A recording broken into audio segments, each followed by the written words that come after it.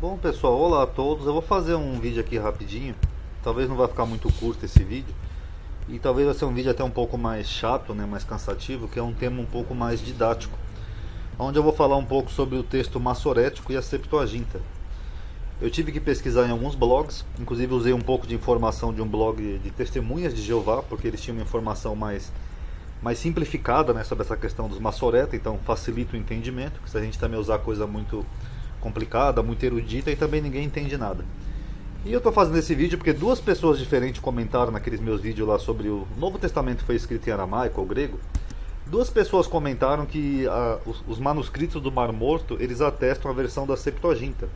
Então, tecnicamente, a Septuaginta não teria erros, né? A Septuaginta seria a versão mais correta do Antigo Testamento, e não o texto hebraico que é usado hoje. O texto hebraico que é usado hoje, segundo essas pessoas dizem, ele poderia ser o texto corrompido e não o mais original, correto?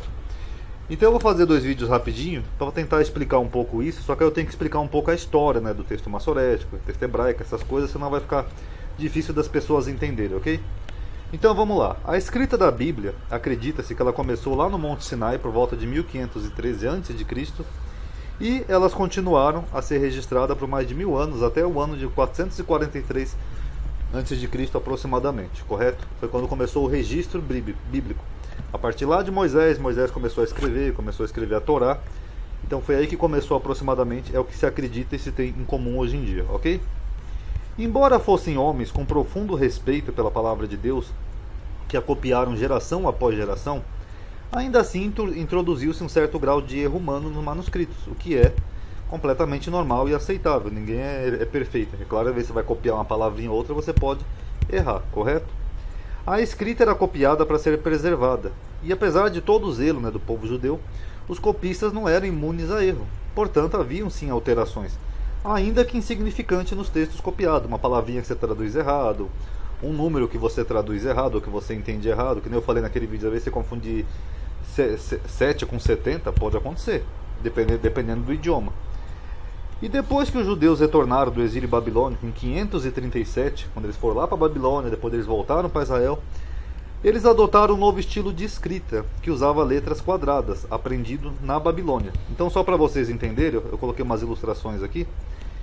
Essa grande mudança trouxe consigo um problema inerente de que certas letras de aspecto similar poderiam ser confundidas umas com as outras. Eu já falei desse exemplo aqui naquele vídeo que eu fiz com a Lozinha, né, que aqui brilho é Keren e chifre é Karam. Só que as duas palavras são escritas iguais sem os sinais massoréticos. Se você tirar esse sinalzinho aqui de baixo, ó, esses pontinhos que tem embaixo aqui das letrinhas, vocês vão ver que a palavra fica igual. Então, quando os judeus voltaram da Babilônia, deixa eu mostrar a imagem que eu falei aqui para vocês. Antigamente o hebraico ele tinha esse tipo de alfabeto aqui, é o proto-hebraico. Então o alfabeto hebraico ele tinha umas letrinhas bem diferenciadas, era como se fosse simbolizava aquilo que elas queriam representar. Por exemplo, Gimel era para simbolizar, parecia a corcova de um camelo, porque Gimel quer dizer camelo, e assim por diante. Então esse era o proto-hebraico. Mas depois que eles voltaram da Babilônia, eles começaram a usar esse tipo de letra aqui, ó, essas letras mais quadradinhas. Houve uma mudança, né, no estilo de gráfico do hebraico, no estilo de se escrever o idioma. Só que aí as letras eram muito parecidas, então é comum às vezes cometer-se um tipo de erro ou outro. E aqui eu estou mostrando um erro até pelos falta de sinais massoréticos. Mas na verdade não é só pela falta de sinais massoréticos. Às vezes duas palavras você pode confundir uma letra com a outra. Por exemplo, você pega aqui essa letra aqui que é o resh. Se eu colocar um tracinho um pouco menor aqui nesse nem que termina, nesse num, perdão, que termina a palavra, uma pessoa pode confundir com o re. Porque o rei em hebraico ele é parecido com isso aqui, é como se fosse um reche com uma perninha aqui embaixo. Então isso causava às vezes uma certa confusão, às vezes um manuscrito mais apagado, às vezes uma coisa ou outra. Podia acontecer, ninguém é perfeito e são erros humanos. Então, visto que o hebraico é uma língua baseada em consoantes, os quais o leitor acrescenta sons vocálicos, o hebraico não tem vogais, tá pessoal? Ele tem algumas consoantes que também dão sons vocálicos, como o vav, por exemplo, mas ele é considerado um idioma consonantal. Então, segundo o seu entendimento do contexto, a troca de uma consoante podia falsamente alterar o sentido da palavra, que nem nesse exemplo aqui, ó, de brilho e chifre. Você mudou se uma pessoa ler aqui e achar que é a outra palavra, ela vai fazer a confusão, que nem a confusão lá que eu falei para vocês de Jerônimo, né, que ele Na Vulgata Latina ele falou que Moisés desceu com chifre na cabeça. Então, esse é um dos problemas do idioma hebraico nessa questão de não ter os sinais, então ele ficava muito difícil. E na maioria dos casos, porém, esses erros eles teriam sido descobertos e corrigidos. Então, quando um copista escrevia uma palavrinha errada, por exemplo, um outro copista, um rabino, ia lá e falava: não, aqui você errou, aqui não é Karen, é Keren, e assim por diante. Então, muitas vezes eles corrigiam a maioria desses erros, tá? A vasta maioria dos judeus não retornou para Israel, ficou lá na Babilônia ou foram dispersos por outros lugares do mundo. De modo que as sinagogas tornaram-se os centros espirituais para as comunidades judaicas em todo o Oriente Médio e na Europa. Cada sinagoga precisava de cópias dos rolos das escrituras. Então, quando os judeus voltaram para a Babilônia, alguns não voltaram, outros foram para outro lugar, outros ficaram na Babilônia, outros foram para o Egito, enfim. E é claro que se o judeu fosse para outro lugar, ele ia querer levar também consigo seus livros sagrados. Então eles dependiam de cópias para ter as escrituras sagradas para manter a religião e a tradição e a cultura do povo. E aí, como se multiplicou as cópias, porque eles iam para lugares diferentes, isso também aumentou a probabilidade de ocorrerem erros de copistas. Então, a partir do primeiro século da era cristã, ou seja, isso já depois de Cristo, lá no primeiro século, os escribas em Jerusalém tentaram produzir um texto padrão.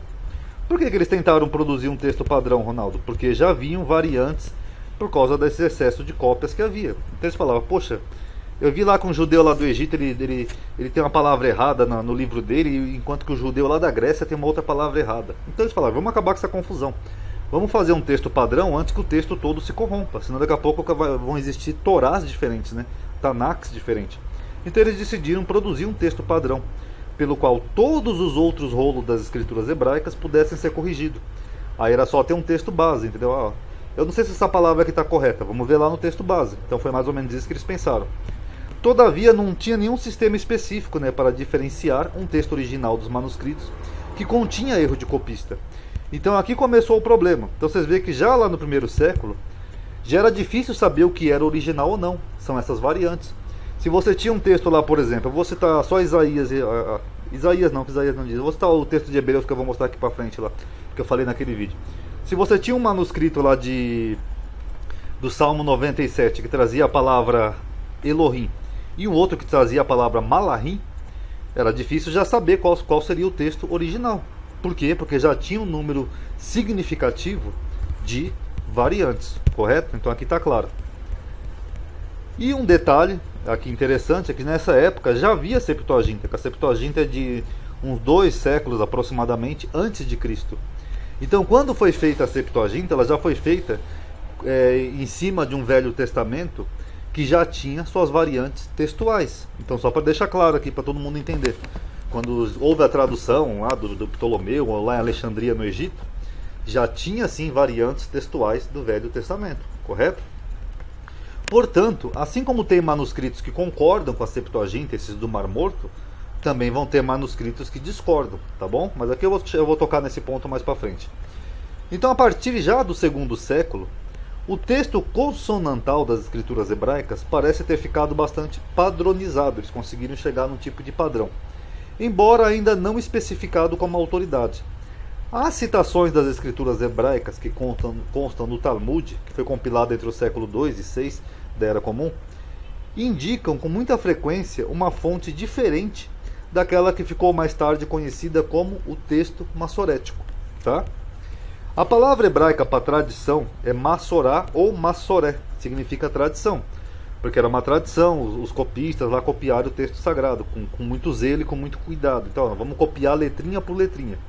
Então, como os rabinos determinaram que os textos deveriam ser copiados com o maior número de cuidado possível para evitar erros ou variações, então surgiu uma tradição. Só que tradição é massorá ou massoré, por isso que veio o nome dessa palavra, massoré ou massorético. Aí, por volta do 6º século da Era Comum, aqueles que guardavam a tradição de copiar com exatidão as escrituras hebraicas, letrinha por letrinha, eles ficaram conhecidos como massoreta. As cópias que eles produziram são chamadas de textos massoréticos. E o que havia de especial no seu trabalho e nos textos que eles preparavam? O hebraico, deixado de ser a língua nacional viva, e muitos judeus não a falavam mais, portanto, próprio entendimento do texto bíblico consonantal estava em perigo. Isso aqui eu mostrei naquele vídeo que eu fiz com a Lozinha. Eu falei que como os judeus foram dispersos, eles viviam em terras estrangeiras, de povos que falavam outros idiomas, se eles não tinham tema para preservar a vocalização do hebraico, eles iam perder completamente a pronúncia. Como é que você ia saber que naquela palavra que eu mostrei aqui, Karen, o cara, como é que você ia saber qual que era? Porque não tinha aqueles sinaizinhos que eu mostrei ali na palavra, só tinha as letras. E vocês viram que as duas palavras eram escritas exatamente iguais, as mesmas letras. Então, a fim de protegê-lo, os maçoretas desenvolveram um sistema de vogais, representado por pontos e traços, também chamado de sinais. Eles eram colocados em cima e abaixo das consoantes, esses pontinhos aqui, ó. Os maçoretas desenvolveram também um complexo sistema de sinais que serviam tanto como forma de pontuação como um guia para uma pronúncia mais exata. Então esses aqui eram os sinais que eles colocavam, ó. Se é uma vogal breve, uma vogal longa, aqui vai dar um som de A, aqui já vai dar um som de O e assim por diante. Então esses eram sinaizinhos maçoréticos que eles criaram justamente para preservar a pronúncia exata e a vocalização do hebraico, correto? Onde os maçoretas achavam que o texto original tinha sido alterado, então você vê, já na época dos maçoretas não se tinha certeza se aquele texto realmente era um original, se foi um erro de copista ou uma adulteração, ou copiado de forma incorreta por gerações anteriores de escribas. Então você vê, nessa época já tinha essa dificuldade. Eles, em vez de mudarem o texto, o que eles faziam? Eles faziam umas anotações nas margens laterais. Anotavam formas e combinações incomuns de palavras, bem como a frequência com que ocorriam em determinado livro ou nas escrituras hebraicas como um todo. Anotava-se também comentários adicionais para ajudar os copistas a fazer verificações. Desenvolveu-se um sistema de códigos abreviados para registrar estas informações com extrema brevidade. Nas margens superiores e inferiores, um tipo de mini concordância alistava partes de versículos relacionados, comentando nas notas e nas margens laterais. O mais célebre sistema foi aperfeiçoado pelos maçoretas de Tiberíades, junto ao Mar da Galileia. Só uma curiosidade, esse lugar tem esse nome por causa do imperador Tibério. As famílias de Ben Asher e Ben Naphtali, do 9º e do 10º século, já era comum, provavelmente caraítas, chegaram a ter destaque especial. Embora houvessem diferença entre os métodos de pronúncia e as notas marginais dessas duas escolas, do Ben Naphtali e do Ben Asher, as consoantes dos seus textos diferem menos de 10 lugares, ou seja, elas são praticamente iguais, é uma variação mínima. Ambas as escolas de maçoreta, tanto a de Ben Asher quanto a de Ben Naphtali, fizeram na sua época uma grande contribuição para a erudição textual. Depois que Maimônides, um influente erudito talmúdico do século XII, elogiou o texto de Ben Asher, os judeus começaram a dar mais preferência para ele, alguns, ao texto de Ben Asher, em detrimento do Ben Naphtali. Isso chegou ao ponto de que atualmente não se pode achar nenhum manuscrito de Ben Naphtali. Tudo o que resta são listas de diferenças entre as duas escolas. Mas, ironicamente, apesar das pessoas terem privilegiado o texto do Ben Asher, o comentário que o Maimônides fez, ele se relacionava mais com relação ao estilo de escrever, e não com relação a uma exatidão, de ser o mais correto. Mas acabou que prevaleceu mais o texto de Ben Asher ao de Naphtali. Há muita disputa entre os eruditos sobre o que códice hoje disponível é o texto puro, se é o de Ben Asher, como se isso fosse então o verdadeiro texto maçorético. Mas só que essa disputa é meio em vão, porque na realidade nunca houve um texto maçorético puro, autorizado. Antes haviam muitos textos maçoréticos, cada um deles um pouquinho diferente dos outros, com algumas variações. E todos os códigos existentes são textos mistos, com versões tanto do Ben Asher como do Ben Naphtali. A tarefa que qualquer tradutor das escrituras hebraicas se confronta hoje é enorme, então é difícil você fazer uma boa exegese, uma boa crítica textual. Ela não só precisa familiarizar-se com o texto hebraico, mas também com todas as opções razoáveis, onde o texto talvez tenha sido alterado. Tudo isso tem que ser levado em consideração. Eu fiz um vídeo antigo aqui já nesse canal chamado...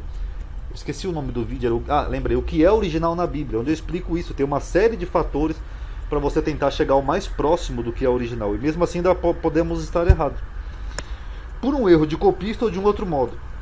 Embora os diversos textos maçoréticos lhe sirvam de base, ele precisa consultar outras fontes válidas que possam razoavelmente representar versões mais antigas e talvez mais exatas do texto consonantal. Que outras versões podem ser essa, Ronaldo? Você pode usar, por exemplo, um Joséfo, que escreveu a história dos judeus, ver qual era a visão dele, como que ele entendia certas passagens. Então você pode comparar, você pode ver, por exemplo, Filon, que também escreveu muito sobre a história dos judeus. Você pode ver o Talmud, como que os rabinos entenderam certas passagens. Você tem que usar também outras fontes, porque só os textos, devido às suas variações, você pode acabar incorrendo em erros, correto? Na introdução dos seus livros,